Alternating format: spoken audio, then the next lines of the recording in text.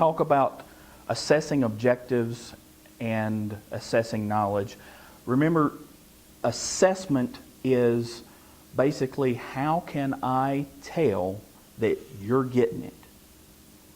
Okay? If I'm going to assess something, I need to know that you, the student, is getting it.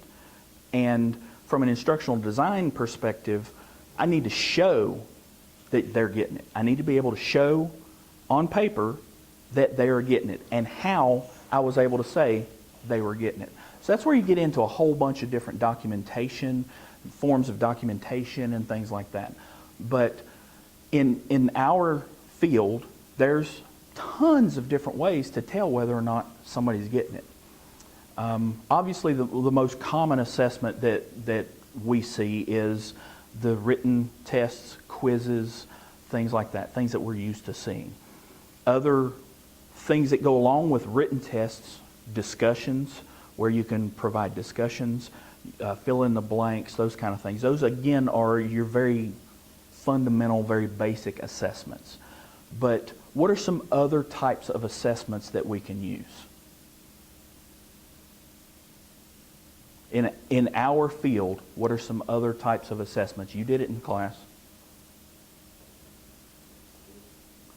Skills assessments, okay? So if there are skills that need to be performed, you can have them perform the skills. You have to watch them do the skills. Again, from a documentation perspective, using some form of check sheet or something to show, and that way you can file it away to say, all right, yes, every student did a cricothyrotomy, here's the check sheet, here's where they were evaluated. So yeah, that's absolutely one way to do it. What else? Same thing along the skills lines. Oral scenarios? Yeah, absolutely. Oral scenarios. Somebody asked about critical thinking. Scenarios, oral scenarios, or even a skills scenario that you work through, what we always call mega codes. When you work through those, that's critical thinking. You are testing their ability to think critically because you're giving them a scenario, you're giving them a situation that they don't have a clear out for. You have to see their ability to think through that. And that's what you're doing. So when you do oral scenarios, oral boards, those kind of things, that's what you're doing. You're assessing their ability to do whatever it is. So in our field, again, we're talking EMS. If we want to assess somebody's knowledge of atropine, then we can simply just sit down and ask them, hey, tell me what you know about atropine. That's a pretty broad, open-ended question. I didn't say, tell me the indications, tell me contraindications, tell me the dose, all that stuff. That's one way to do it, but you can just simply say, hey, tell me what you know about atropine, and just let them go. And then you can direct that if you want to. That's one method. You can ask them simple questions. Other ways that you can assess students are, and those are more informal because you're not really documenting them and things like that. If you get into some of the stuff again, my master's degree is on, you hear the terms formative assessment and summative assessment. That's a form of formative assessment. It's not necessarily include everything. They're really good to use as non-punitive assessments, which are the assessments that they can take in an online class, something that you can take doesn't count for points. Take it as many times as you want to. It's just for you to learn. So anytime you carry on, use a formative assessment, especially verbal, things like that, those are ways that you can assess a student's learning, is to simply talk to them. Watch them as they're engaging in scenarios. You can watch a scenario, especially if you're teaching, like a paramedic class, you can watch a scenario unfold, and we can tell a lot of times from being an experienced provider, watching the students and watching how they respond and stuff, you can tell whether they're getting it or not. That's all there is to an assessment, is are they getting it? That's what's important, is you need to know, are they getting it? Now, you talk about when you start talking about level 2 instructors and you get up into the collegiate world and you're trying to show that you have outcomes. That's a big term you're seeing in college all the time, are the outcomes. those objectives, showing that, assessing those objectives. Those are the kind of things that, okay, I did it. You need to document that somehow so that you can show, to those folks that this is how I assess their ability to perform that one particular objective. I watched them in a scenario and they accomplished these things. So that's basically how what assessment boils down to. It's really that simple. It sounds a whole lot more than it really is, but that's the gist of it. If you look at objectives, a lot of objectives, if you're assessing objectives, if you look at the objective tells you the type, a lot of times, the type of assessment that you're going to use. For example, let's stay with atropine. At the end of this course, the student will be able to list the indications for atropine. Well, there you go. There's assessment. The assessment question would be, list the indications to atropine, and leave it blank, and let them list it. At the end of this course, the student will be able to identify the indications for atropine. The assessment question for me that would go with that is, which of the following are indications for atropine? Multiple choice or multiple answer. So, a lot of times those things are in there. That verb that you use to make it measurable, a lot of times tells you exactly how to do it.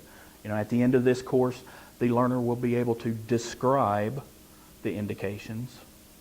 So you can look at those objectives. Talking about objectives, you can teach whatever you're teaching and guarantee a 100% pass rate if you teach everything through those objectives. And you teach those objectives and you use those objectives to assess the student's knowledge. And you don't send people to test that can't get at least 70% of those objectives right. Because if they don't get 70% of those objectives, they don't know enough about it to be able to pass. That's all there is to it.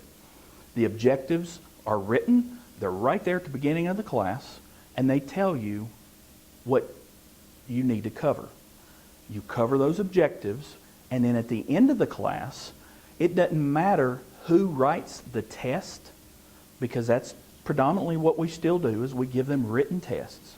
It doesn't matter who writes the test, as long as they take the test questions that ask questions about the specific objectives that you covered, those students can answer the test. So you don't have to write your own test. You don't have to pull your own test, because test banks, if you've ever dealt with a test banks usually are written that are mapped to objectives. So you can go in and pull a test to say, all right, I need a test that has 50 questions, that has 2 questions from objective 1.5, 2 questions from objective 1.6, 2 questions from objective 2.3. Those are the objectives you covered in the class. Those are the assessment questions that I need. And then you've built a valid test, because it assesses all the objectives that you should have taught. And that's how we teach people to be able to pass the test at the state level, because we're teaching them the objectives that need to be covered and that will be assessed on that final test. So that's how your tests and your objectives all tie together, and that's why you can teach somebody at colleges all over the state how to be a paramedic, but then when they go take one test at the state level, they're able to pass it, because everybody around the state or even the nation are teaching the same objectives. It used to be called National Standard Curriculum. Now it is the, there's a different term for it.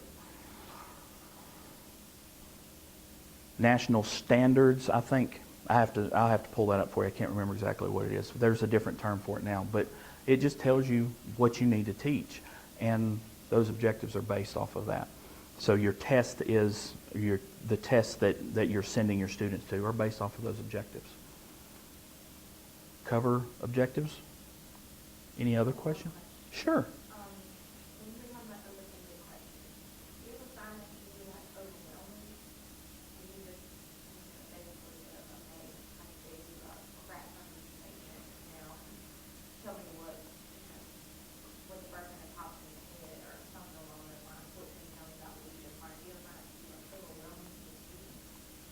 Yes, it can be. Squirrel moment, okay? Because I'm being recorded, that's why that came up. A question was asked. You need to make sure everybody in your audience is able to hear the question so that then I can answer, okay? Now, if you speak in a big classroom, that's very important. If you ever speak in conferences, I spoke at EM today and huge conferences where there's hundreds of people in the classroom, all the people hear is, yes, that's right. What was the question? I didn't hear the question. So repeat the question. If you're mic'd and you have to mic because of the size of your audience, repeat the question. Otherwise, some of the things that people do is they'll have the students stand up and face the group or whatever. So, and it's also called active listening. I'll talk a little bit about that. But active listening is to repeat what the person said so that you can, one, it lets them know that you're listening, and two, it gives them an opportunity to see, this is what I heard, is that correct? All right? So, her question is, do you find it overwhelming to ask the students an open-ended question? I just taught you a whole bunch of stuff now. How does that make you feel, or what do you think about that? What's the first thing that comes to your mind? Your open-ended questions, that is an extremely open-ended question. You know, when you just get finished with a class and you go, all right, what's the first thing comes to your mind, or something like that, yeah, that would be absolutely overwhelming. But good open-ended questions lead them to a path, but it keeps it narrow. There are still walls within that question. A really good open-ended question doesn't direct students in one way or the other, but it gives you an opportunity to assess their knowledge. For example, staying with atropine, you know, what do you know about the indications and contraindications of atropine? That's shouldn't be overwhelming because I kept it narrow. I want to know indications, contraindications. I didn't say, tell me what you know about atropine, because that can be overwhelming, or they're like, oh my God, I don't know. Well, where do I start? So yeah, I can absolutely see where that is. So writing open-ended questions, there is an art to that. When you build open-ended questions and things like that, you want to make sure that you, especially when you're wanting to generate a discussion, you want to give them enough of the primer to kind of get their mind going in the right direction, and then let them go with it. So a lot of times, some of the things you will see, especially with like discussion questions and stuff, would be, you know, atropine has been used for bradycardia for years, and there are a few places where in which atropine's not going to be effective. Tell me about that, and why do you think atropine wouldn't be effective in those cases? So I narrowed it down, and then I give you just enough to kind of get your juices flowing, get your mind going, and then you can take it from there. So, good question though. Yes? For open-ended questions, as an educator, that question, what do you know about atropine? And you write an open-ended question. It seems that from an educator's perspective, when they're grading, that they have their own like checklist or some criteria that they want, that they're going to get 2 points. So it's kind of like our talking stuff. Yes. But then from the student perspective, it's been so open-ended, it can go anywhere. And it seems like it's an unfair question compared to the second question where you said something about indications or contraindications, where if they only answer that fulfills the question. But the educator thinks they want more, you know, to expound on it outside of that. And so basically, what you're saying is, if you answer the question directly, indications and contraindications, you should get the full point. But in the case of what is atropine, or how do we know about atropine, you know, you can put one thing that fulfills the question, or you put 10 things that fulfills the question, or it doesn't fulfill the question. Okay. All right. That was a lot for me to try and sum up. So when you're writing open-ended questions, it's kind of what I'm hearing. I'm going to obviously sum it up. When you're writing open-ended questions, it may potentially be unfair to a student when you say, tell me what you know about atropine, because the educator may be looking for, indications, contraindications, and may have a checklist of what they're looking for. And if you don't answer that, then, so that's called subjectivity. It's exceptionally subjective, and you're exactly right. So I think the easiest way for me to wrap all that up and say, how do you make open-ended questions not so subjective, so it's fair to both the educator and the student, so that the student knows kind of what you're looking for. That is what's called rubrics. People don't use them like they should, but a rubric absolutely gets rid of the subjectivity. It takes 90+% of the subjectivity out of it. And what a rubric would be is, it would be step by step, each thing that I'm looking for. What do you know about atropine? I'm looking for, and here's the grading rubric.